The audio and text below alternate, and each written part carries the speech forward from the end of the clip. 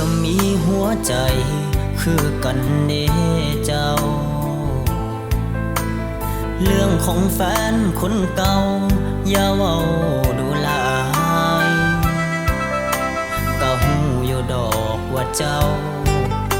ยังลืมเขานั้นบ่ได้ก็อยากให้คิดเห็นใจแฟนไม่เจ้าเด้ล่ะอ้ายนี่ก็คือว่าดีน้ำเจ้าทุกอย่างก็หวังสิลบสิล้างอดีตเขาที่ผ่านมาแต่ฟื้นดนเก่าบ่เป่าก็ลุกมันถือคือคำเขาหัวสิให้ไอ้ตายคุณว่าจังสิลืมเขาได้แฟนใหม่ดีให้ตายก็คงบ่ได้ใจเจ้า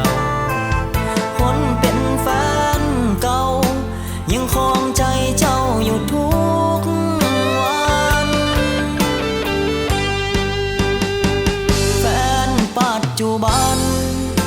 มันยังสำคัญสำใดคนเป็นแฟนใหม่ก็มีหัวใจคือกัน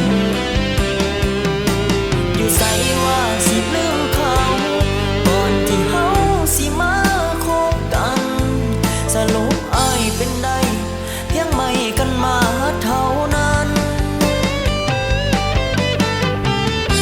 พอใจเจ้ามันบ่ลืมแฟนเก่า